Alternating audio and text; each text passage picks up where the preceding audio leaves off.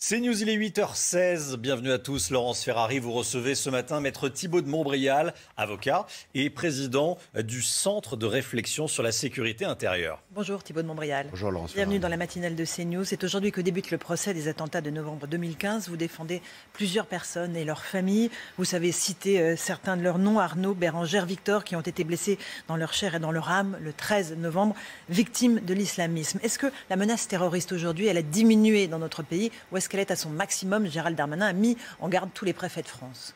Si on regarde par rapport à la situation en 2015, la menace a muté. C'est-à-dire qu'on n'a plus de menace de commando projetée depuis l'État autoproclamé qui était Daesh, avec un territoire et beaucoup de moyens. Aujourd'hui, c'est un peu différent, mais la menace, à mon sens, est revenue au même niveau de danger pour plusieurs raisons. D'abord, on a sur notre territoire beaucoup de gens qui sont allés au djihad, qui sont revenus. La plupart ont été en prison, mais beaucoup ont déjà purgé leur peine et d'autres vont sortir dans l'année qui vient. Et ces gens ont la capacité, avec leur expérience militaire, de recruter dans les territoires de notre République où les gens détestent la République, de former les jeunes ainsi recrutés et de mener des actions de type militaire coordonnées. La deuxième raison, c'est qu'Al-Qaïda a cité la France comme son ennemi principal dans ses 2 dernières vidéos. Et la troisième, c'est que la Turquie a prépositionné en Libye un certain nombre d'islamistes qu'elle a véhiculés, transportés aimablement depuis la Syrie jusqu'à la Libye en avion, et que quand on connaît les intentions turques de déstabilisation à l'attention notamment de la France et de l'Allemagne, il n'y a aucune raison de penser qu'un jour ou l'autre, ces gens-là ne se transformeront pas en commando vers la France. Et la tenue de ce procès, évidemment, exacerbe ces vocations terroristes. Alors oui, parce que ce procès est la démonstration de la prévalence de la République et de la loi sur la violence terroriste au service de l'idéologie islamiste. Néanmoins, évidemment, les islamistes vont vouloir montrer qu'ils ont toujours une capacité d'action et je pense qu'ils vont vouloir commettre un ou plusieurs actes symboliques, pas forcément contre les lieux du procès qui sont vraiment très bien sécurisés, mais peut-être autour, en frappant des liens ou des lieux ou des personnes symboliques de la lutte antiterroriste. Il faut être très vigilant en ce moment en particulier. Qu'attendent les personnes que vous défendez, qui ont été blessées dans leur chair, comme vous le disiez, de ce procès? Est-ce qu'elles s'y préparent? Est-ce que c'est une épreuve qui s'annonce? En fait, ça dépend de l'expérience de chacun et du rapport de chacun à ce qui lui est arrivé. Je ne pense pas qu'on puisse vous faire une réponse globale. Il y a plusieurs centaines, plusieurs milliers de parties civiles et je pense que chacun aurait une réponse différente. Néanmoins, il ne faut pas en attendre trop.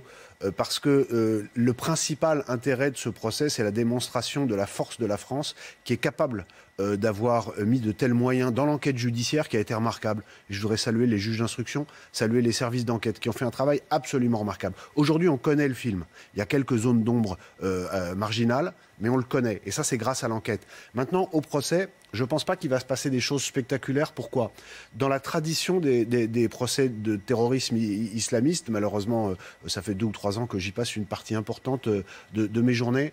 Et les islamistes ne sont pas dans la revendication, ils sont dans la minimisation ou la dénégation. Il y en a. Voir le mutisme, parce que là, a priori, voir le Salah mutisme. Abdeslam ne parlera pas. Voir le mutisme. Oui, Abdeslam, il va avoir du mal à nier, donc c'est le mutisme. Mais les gens qui assument en disant je suis un combattant islamique et de l'État islamique et s'il fallait recommencer, je recommencerai. Moi, j'en ai vu qu'un. Il y en a peut-être eu 1 ou 2 autres, mais il y en a très peu.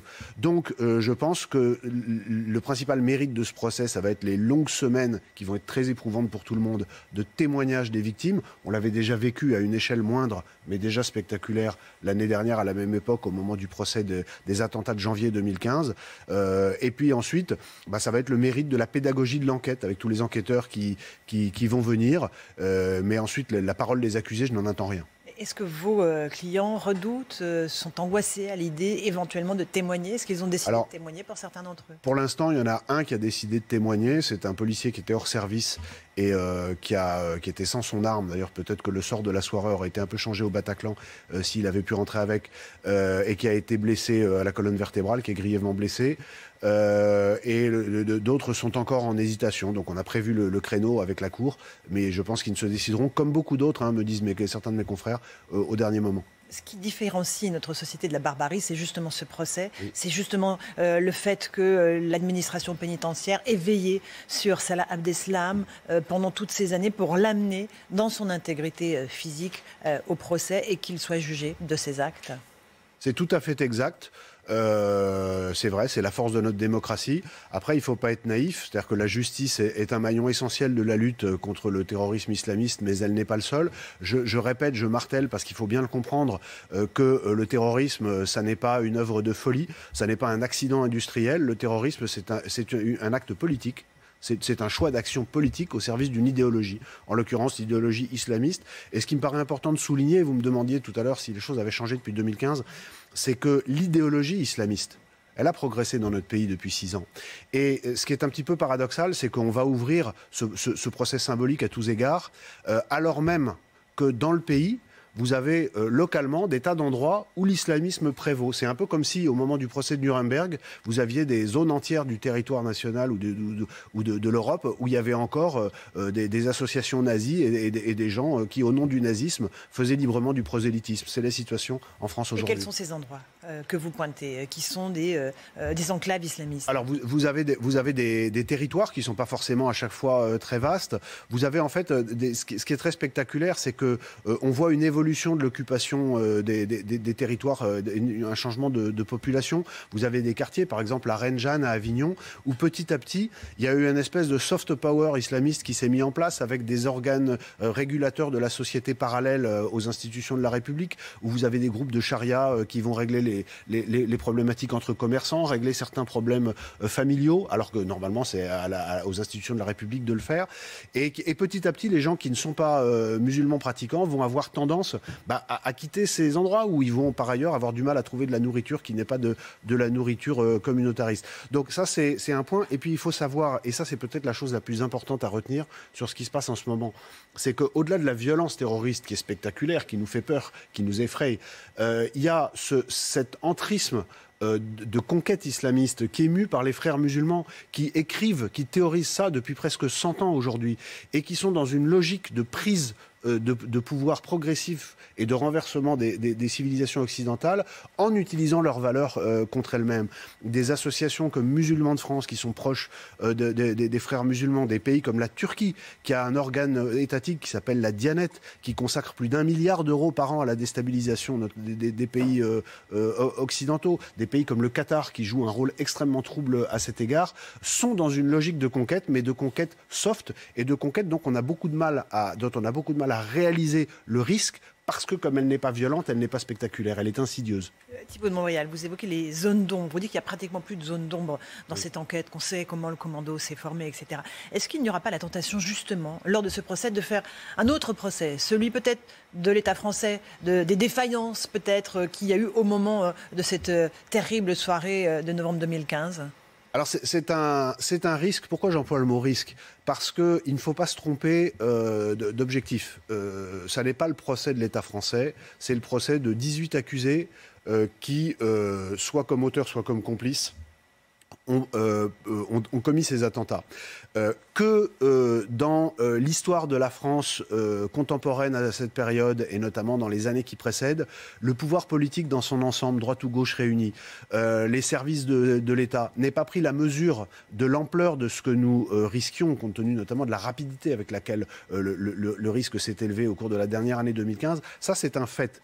Pour autant, on peut en débattre, on peut en parler en contextualisation, mais je pense que ce serait une erreur dont se régalerait la défense que de voir les uns ou les autres utiliser ce procès qui est le procès des terroristes islamistes pour faire celui de tel ou tel service de police. Je pense que c'est ni le lieu ni le moment. On est bien d'accord, mais certaines victimes voudront savoir pourquoi les services de police ont peut-être tardé, ont peut-être eu du mal à rentrer dans la zone du massacre. Ce sont des questions parfaitement légitimes qui ont déjà donné lieu à de nombreux débats, qui ont donné lieu à de nombreuses améliorations, y compris dans la doctrine, avec un schéma national d'intervention qui a été mis en place début 2016 précisément pour tenir compte des erreurs et des flottements. C'est plus des flottements que des erreurs parce que c'était la doctrine de l'époque qui a été utilisée. Donc c'était une mauvaise doctrine, mais elle était inadaptée à la nouvelle menace. C'était ça le problème en réalité. Donc ce sont des questions qui sont légitimes. Il est légitime aussi qu'on puisse en parler à tel ou tel témoin. Mais ce que je veux dire, c'est qu'il ne faut pas que ça devienne la question centrale du procès, parce que sinon, ce qui va se passer très vite, c'est que les avocats qui vont défendre, et c'est bien naturel, structurelle, les terroristes et les complices vont dire que tout ça est en réalité un petit peu de la faute de l'État français, ce qui n'est pas vrai. C'est objectivement pas vrai. Ce qui nous est arrivé en 2015, ce n'est pas de la faute des gouvernements ou des services de l'administration française, c'est la faute des islamistes. Et effectivement, nous sommes prémunis d'attaques de cette ampleur aujourd'hui sur le sol français. Absolument pas. De telles attaques sont tout à fait possibles, comme je vous le disais tout à l'heure. Des gens qui ont la connaissance, l'expérience du combat en Syrie et en Irak, la capacité de former, de recruter et l'accès à des matériels, des armes de guerre dont on sait qu'il y en a beaucoup sur notre territoire. Aujourd'hui, il y en a plusieurs centaines, des Français, des francophones, des Maghrébins, des Belges, des gens qui se fondent complètement dans notre population. Et aujourd'hui, le risque d'une attaque spectaculaire, à mon avis, et pas seulement au mien, puisque je parle beaucoup à des gens dont c'est le métier de travailler sur ces questions, il est pour des raisons différentes et par des biais différents, à mon avis, sensiblement comparable à celui de 2015. Vous évoquez les armes de guerre, les armes à feu. On en a eu encore un exemple à Marseille pendant la soirée. 2 morts, 2 blessés dans 2 fusillades différentes, une dans le centre-ville, une dans la cité de la Renaude. On a l'impression qu'il y a un paroxysme de violence à Marseille, 4 ou 5 jours après la visite d'Emmanuel Macron. Si ce n'était pas dramatique, j'aurais envie de vous dire business as usual. C'est-à-dire que les voyous marseillais règlent leur compte et ils le font parce qu'il y a des enjeux économiques autour des trafics qui sont des enjeux considérables. Et je vous redis juste ce que j'ai beaucoup dit quand on a parlé du sujet marseillais ces dernières semaines, c'est qu'on peut déverser des centaines de millions d'euros. Rien ne changera fondamentalement si on ne s'en prend pas à la double racine, à mon sens. La première, c'est l'immigration, puisque je pense que l'un des fondements des déséquilibres marseillais, c'est la mauvaise gestion de l'immigration. Et le deuxième, surtout peut-être d'un point de vue plus tactique, donc plus rapide, c'est qu'il faut que les politiques et que les chefs d'administration donnent toute leur confiance aux services de police. Il n'y aura pas d'action efficace des policiers à Marseille si l'on n'accepte pas l'inéluctable casse qui l'accompagnera. Les dommages collatéraux. Pas les dommages collatéraux.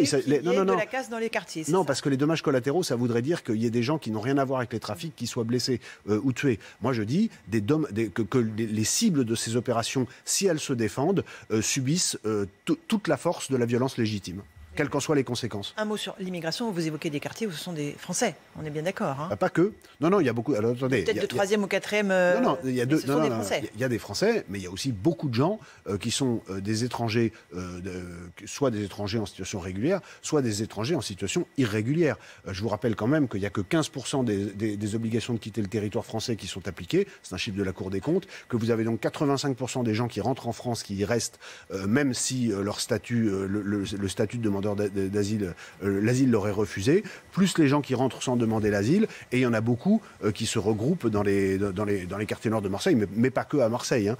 Et c'est un problème qui est en train de causer les chiffres de France Stratégie l'autre jour sur la composition de différents quartiers français, et leur évolution en 20 ans le montre. C'est un problème qui, à mon sens, va devenir un problème aigu et stratégique dans les années qui viennent, mais que Marseille illustre déjà. Vous évoquez le soutien aux policiers, le soutien de la hiérarchie et de l'autorité politique. On a eu un exemple à Corbeil-Essonnes, 5 jours consécutifs de violences urbaines après une interpellation d'un jeune pour un rodéo sauvage. Sa maman qui a été gazée par un jet de gaz lacrymogène. Résultat, 5 jours de violences urbaines. Vous pensez que le pouvoir politique est prêt à assumer ça ? Vous savez, ce qui est spectaculaire, c'est que les violences urbaines dont vous parlez, que vous évoquez là, personne n'en parle. C'est-à-dire qu'il faut vraiment aller chercher l'information. C'est devenu là encore des troubles quotidiens qui sont comme un bruit de fond dans notre paysage et qui vont faire irruption sur la chaîne politique, sur la scène politique, pardon, le jour où il y aura un mort. Ce qui nous pend au nez au quotidien, un policier ou un délinquant. Je pense pour l'instant que le pouvoir politique est conscient de tout ça, mais que l'ampleur du changement de paradigme que ça nécessiterait de rétablir réellement l'autorité fait qu'il y a une pusillanimité et qu'on préfère que les choses restent dans cet équilibre précaire en priant le ciel pour qu'il n'y ait pas un drame, plutôt que de mettre en place une politique proactive de rétablissement de l'autorité en assumant ses conséquences. Alors, dans ce livre Osons l'autorité que vous avez publié aux éditions de l'Observatoire, quelle solution ? Qu'est-ce que vous proposez pour rétablir l'autorité dans ces quartiers ? Et sur tout le territoire d'ailleurs. Que l'État et l'administration commencent par appliquer la loi, quelles que soient les conséquences envers ceux qui s'y refusent, d'une part, et que d'autre part, la chaîne de coproduction de la sécurité qui qui incombe non seulement aux forces du ministère de l'Intérieur, mais aussi aux services de la justice, travaillent main dans la main. En matière de sécurité, il y a 2 maillons de la chaîne, c'est l'intérieur et la justice, et ces 2 maillons doivent marcher ensemble dans la même direction. Il ne peut pas y avoir de et en même temps en matière de sécurité. Et ça n'est pas le cas aujourd'hui. Éric Dupond-Moretti est allé à Marseille, a annoncé le renfort de 40 magistrats. Gérald Darmanin dit qu'il n'y a pas de zone de non-droit. C'est pas le cas aujourd'hui? Non, mais là, on est dans l'incantation et dans les mesurettes comme on a depuis 40 ans, dans les coups de menton. Il faut un renversement de la table sur les questions de sécurité. Mais vous savez, ce qui est très intéressant, c'est quand vous parlez à tous les gens qui font de la politique à haut niveau, quand vous parlez à tous les fonctionnaires d'État dont c'est le métier, en privé, c'est exactement ce qu'ils vous disent. Donc il y a c'est ça, qu'il faut prendre des mesures absolument radicales, il faut changer de paradigme, il faut augmenter considérablement les budgets, il faut couper le robinet de l'immigration, il faut baisser les budgets sociaux qui représentent 60% du PIB depuis 40 ans pour le résultat qu'on voit, alors que les budgets régaliens sont inférieurs à 3%, 60% social, 3% régalien, un pays qui est plus fracturé que jamais, la violence qui a augmenté, et les statistiques publiées par le Figaro en juillet le montrent, de 10% sur la violence physique aux personnes, qui a augmenté de 10% sur le premier semestre 2021 par rapport au premier semestre 2019, on est à l'aube d'une catastrophe en matière de sécurité. Donc soit on l'attend pour réagir en disant ah bah vous voyez il y a eu une catastrophe donc on va réagir, soit on a le courage politique de dire il n'y a pas de fatalité, on se retrousse les manches et on assume une autorité réelle qui n'est rien d'autre que l'application de la loi mais dans toute sa sévérité avec les éventuelles conséquences envers les récalcitrants. Et je finis par une chose, c'est que vous savez, moi je pense que une très large majorité de nos concitoyens, qui sont les premiers à pâtir de tout ça, seraient absolument prêts et signeraient tout de suite. Merci Thibaud de Montbrial. Osons l'autorité aux éditions de l'Observatoire. Merci beaucoup d'être venu ce matin dans la matinale de CNews à la veille, le jour de l'ouverture du procès des attentats de novembre 2015. À vous Romain Desarmes pour la suite.